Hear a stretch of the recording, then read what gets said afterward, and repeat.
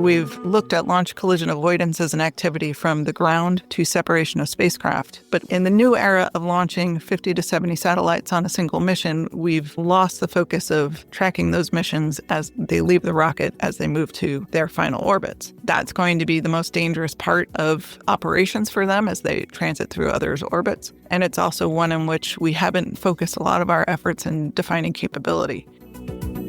Today on Space Café Radio, I'm joined by Janice Starzyk, Acting Director and Deputy Director of the U.S. Department of Commerce. She's joining us from the 8th Prague Space Security Conference, where she brings her unique experience leading the commercial strategy and market intelligence for launch service providers and working with a range of civil, military, and commercial space industry customers. Janice, welcome to Space Café Radio. Thank you for having me. Now, how do you define the role of OSC today, especially in shaping the future of space governance at the intersection of commercial opportunity and national responsibility? So the Office of Space Commerce was founded back in the Reagan administration in the 1980s, and it was really focused on how to improve the commercialization of space. So as space started to enter the commercial arena, how did the U.S. government have a role in promoting that? So the mission of the office is to foster conditions for economic growth and technological advancement of the U.S. commercial space industry. The interpretation of how we work that now has grown. So in addition to doing policy and advocacy for the industry in general and work really on behalf of industry inside the government on policy issues, we are also now serving as the regulator of private remote sensing with the CRISRA office, Commercial Remote Sensing Regulatory Affairs, coming into the Office of Space Commerce. And then we're leading the civil effort for commercial space traffic coordination. So SPD3, signed in 2018, transferred that activity from the Department of Defense to the Department of Commerce to do public spaceflight safety services. And we're working that on behalf of industry as well. And I will say the Reagan era was the defining era with the space sector. And I was a child growing up watching, and I couldn't imagine the list you just gave of all of the responsibilities that it would become and how rapidly it's changing. And the theme here, and listening to the panel earlier today, it really is looking at what are international perspectives now that everything has changed. So from a European perspective, how should we understand the scope as an ambitious and strategically important system? TRACS, the Traffic Coordination System for Space, is the program that we're building and operating to do this task given to us by Space Policy Directive 3. So TRACS is a cloud-based IT system that essentially provides collision avoidance services and spaceflight safety for the commercial industry, civil, and international operators of spaceflight systems. So the system itself is really open and transparent. It's built on the foundation of having safety be the primary goal for all. Particularly in LEO, commercial space is not feasible if we cannot operate safely and avoid collisions that would create large clouds of debris that prevents all activity from really happening. So the system itself is really designed to support all. The transparency of it is meant to include all.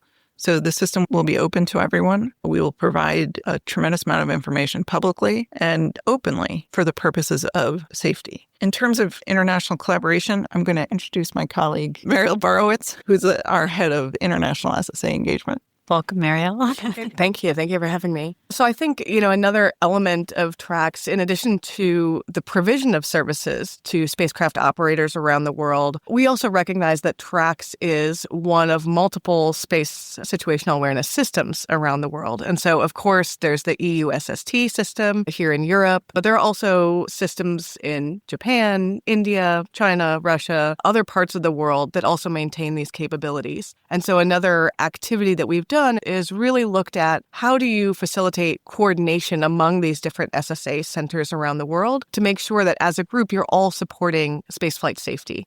So that openness, that transparency that TRACS is really trying to lead the way, that also supports that effort to have global coordination and really be supportive of spaceflight safety. Yeah, such a heavy priority and such a grand responsibility. What feedback have you received from operators and allied partners so far on the system? So we turned the system on in September of 2024 with a group of 9 beta users representing about 1,000 satellites. We've just finished onboarding the 10th beta user, which brings the total up to about 8,000 satellites. So we've worked very closely with those initial 9 users to really put the system through its paces and test out how the data was coming, how they were planning to use it. Of course, in beta, we asked them not to use it operationally and get a feel for what was useful, what wasn't, and how we can best serve the market. In the end, the real stakeholders here and the customers of the system are the operators. So the operators are not all U.S. operators, so we do have international providers as well inside the system. And we work with them on a biweekly basis to have meetings to hear what they have to say in using the system and tell them about the new things that we're updating. In May of this year, we implemented Program Increment 1.2. It's an agile system, so each one of the increments is going to build capability into the system in small bits so that we're not making radical changes all at once. And what Program Increment 1.2 did was allowed us to ingest owner-operator ephemerides, so take the ephemerides directly from the operators that would include their candidate maneuvers and other elements, and screen those ephemerides on demand. That's not something that really has been offered before in a public system. So we've gotten a tremendous amount of positive feedback on the ability to do that. Certainly the ability to do that on a scale of bringing in our 10th beta user has been the biggest challenge of really scaling the system. But we're very confident that once we have this functioning well, that we're going to be ready to take on as many operators as want to join. Oh, that's exciting. And European companies and users are part of that beta ecosystem? Yes. So what mechanisms or dialogues currently exist between OSC and the European institutions? I'll turn to Mariel for that. Sure. So we actually work quite closely with EU SST in particular as the main other system in the world that's providing these public services to operators around the world. We have a lot of similarities between our two systems and a lot that we can learn from each other as close partners. And so last year we did a joint project together, really comparing in detail the services that the two systems will provide. And that was really helpful just to build mutual understanding and learn from each other. But also we produced a public document that then provides information to spacecraft operators, so they're really clear on the similarities and any differences, and to the commercial SSA sector to really see what are the public systems doing and what else is available. So I think that's something where we worked closely together and there was really a benefit to the broad community. And now we're working on a follow-on study at the moment looking at issues of international coordination. So exactly the types of issues I mentioned earlier, but now trying to dig into some of the technical issues associated with coordinating between two SSA systems and think through what might that actually entail? What type of information might you share, how and when, and all those details. What's the name of the document that came out, the study? Oh, I think it's called A Technical Comparison of the Services of EU SST and TRACS. I have to check. It's on our website. It's available on our website, space.commerce.gov. All right, so it will be available on their website. Do you see a role then within those documents or as an outcome of those documents for transatlantic protocols? So I think one of the benefits of working so closely with EU SST is that as we start to think through the details of how do you do international coordination in this space, they are an excellent partner for us to be able to have those conversations. We already have built up that basic understanding of how the two systems operate. So yes, I think that is a clear place to start with those types of questions, but hopefully in a way that has benefit and applicability to the broader international community as well. So this question could be for also Janice. How does OSC see its civil role complementing U.S. national security objectives in orbit, particularly when it comes to countering hybrid threats and ensuring the resilience of commercial space assets? So the space situational awareness task is also very closely related to the space domain awareness task. And that's how we've really separated semantically the civil and defense aspects of the same task.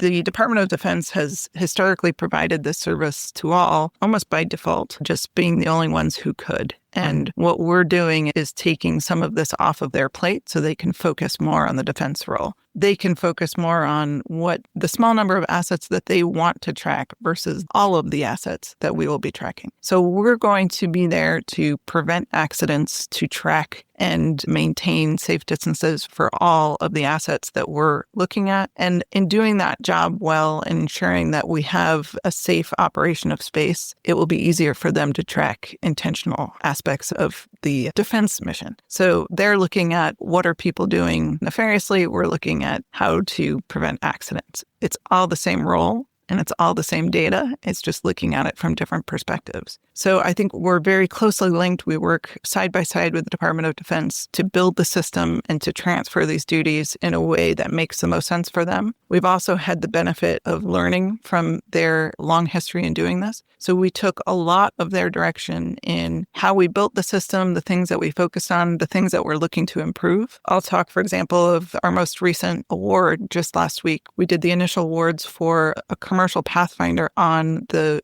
launch collision avoidance gap. So we've looked at launch collision avoidance as an activity from the ground to separation of spacecraft. But in the new era of launching 50 to 70 satellites on a single mission, we've lost the focus of tracking those missions as they leave the rocket as they move to their final orbits. That's going to be the most dangerous part of operations for them as they transit through others' orbits. And it's also one in which we haven't focused a lot of our efforts in defining capability. So we announced awards last week that we will have 8 providers looking at 4 separate launches, doing the tracking of the satellites, coming off of them, starting to catalog those assets, and working with our DoD partners to get them integrated in both systems. So I have a lot of questions about that because that's a lot of coordination. And maybe some of this is unprecedented. Will we see more partnerships with private firms, SSA firms, to do predictive analysis and autonomous traffic coordination for this? So our system is actually built to incorporate as much commercial data and services as we can. We've had about 80% of our work going to commercial companies so far. What we're doing is building a system inside of a government cloud that incorporates all the commercial capabilities available on the market. We have a dual mandate through Space Policy Directive 3 of not just providing these services, but also supporting the growth and development of the SSA industry in the United States. So we take that very seriously, and we put a lot of our effort into working with these commercial companies, helping them build up their systems and figuring out how commercial and government coordination can work. We're serving as a test bed of how you integrate commercial data and services into a coordination system that will then assist Department of Defense in how they use their commercial services. You're really pioneering a new relationship for data management. And what capabilities will distinguish the U.S. civil STM system in a rapidly growing commercial environment? Civil versus defense. I think, as I said, we're looking at all versus all. We're tracking all the assets to make sure that there are no potential conjunctions between operating satellites and also satellites and debris, providing information to help operators make smart decisions for themselves on how they want to move their spacecraft to avoid any potential collisions and also maintain their own system efficiently. That aspect of things and taking care of that mission, that will separate where specific data is going to be needed and requested from the commercial market towards more targeted assets and activities that are happening on the other side. Yes, this world of data access and having open access to data, we looked at what exquisite data looks like and how we compute that and how we actually use it for decision making. And so with TRAC's data moving under open license, how do you balance openness with the protection of sensitive commercial and government information? Because we're talking about safety, I think there's less of a concern about proprietary information. When you're talking about moving to different orbits or different orbital locations, that's generally filed in advance. That's all public information, how you're going to do that. We're not asking you to publish your maneuvers a year in advance. We're just wanting to make sure that we can ensure that everything is moving safely. So I think there's not a big concern for proprietary information in this data. It's all pretty much visible to all now. Current users of the spacetrack.org system are in the hundreds, so that data is available pretty widely. And also setting the real mindset of this not being proprietary information, it's safety information. So whether you have another commercial system, a government system through an ally or an adversary, if it's operating in space and they want to operate safely, that information is important to all. And having it set and open allows us all to at least be looking at one set of data that's similar. One of the issues that we have, and that Mariel brought up earlier, is if we have systems around the globe that disagree, and that's inevitable at this point. So just about every system that's going to look at space situational awareness data is going to tell you a slightly different story. How do we work with one another to bring those stories closer together, come closer to a ground truth? That's something that we still are working through, but by providing the data openly, we're at least establishing a baseline of one piece of data we could all be looking at. That way, people all know at least one side of the information people receive. Yeah, it strikes me when you say that the common denominator is safety. And that, in fact, that should be a lens that now we see data through, and right, to build consensus, to get to collective decision-making together. So I think it's really critical what you're forging. So at this conference, there's a lot of actors from Europe and policymakers. So how should European policymakers interpret OSCE's growing role in civil space governance? Yeah, I think it's a big opportunity to have a civil agency that's really focused on unclassified information, spaceflight safety services, the aspect of international coordination. I think those are things that a civil agency is naturally very able to do. And I think with Office of Space Commerce, also the real close connection with the commercial industry and all of the spacecraft operators there that are rapidly advancing. I just think it creates more opportunities for partnering, for working together, for increasing transparency. So I think there's a lot that can be done there. And is this the signal then of broader U.S. strategy to empower commercial ecosystems and drive transatlantic cooperation? I think there's a lot of support in the U.S. right now for the growth of the commercial space sector. And we've just seen so many really impressive innovations and advancements and new services come out of that sector. So I think absolutely continuing to support that growth, ensuring that can happen in a safe environment, and leveraging that in our partnerships as well is a really important element of what we do. Well, are there any other aspects of the program and the system that you'd like to share with our listeners today? So the track system, as I said, came online in September of 2024 as a minimum viable product. So we're building it in an agile development, and that means that it's never finished. It's just constantly evolving and improving. And that means that we're constantly going to be working to evolve the state of the art, improve the technology, and that's part of our mission, is to support the commercial market in doing so. We've just implemented Program Increment 1.2 in May of this year, and we move towards 1.3. I believe we're scheduled for September, and 1.4 towards the end of the year. But the real big jump is in January of 2026, we'll have the production release of the system. And that means that it will be operational for all operators to come online. We will be accepting all the users of spacetrack.org in terms of satellite operators and national governments who want to come in and become a part of the system. The real schedule involved here means we're turning on the actual TRACS website in the next 6 weeks for beta testing. So we contracted for what we call the presentation layer in November of last year, and then had to slow down for a little bit during a contract protest, which is a common part of U.S. government contracting, and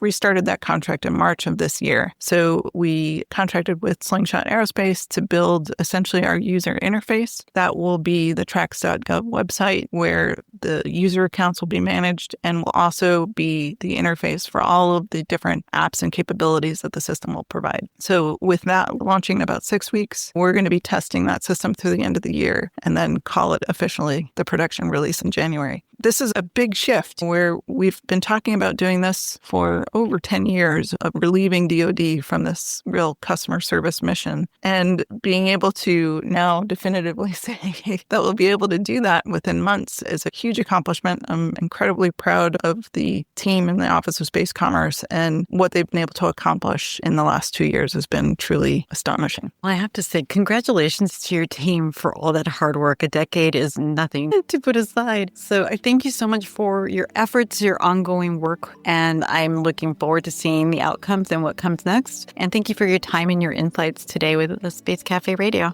Thank you very much. Thank you. And if you have further questions, reach out to us at radio@SpaceWatch.Global. If you like these or other episodes of Space Café Radio, leave us a rating on your preferred podcast platform. It is the currency of today. And if you want to stay on the pulse of the space industry, please visit our website at www.SpaceWatch.Global and subscribe to our newsletters. And of course, don't forget to become a Space Watcher. I'm Thorsten Triening, publisher at SpaceWatch.Global, your independent perspective on space.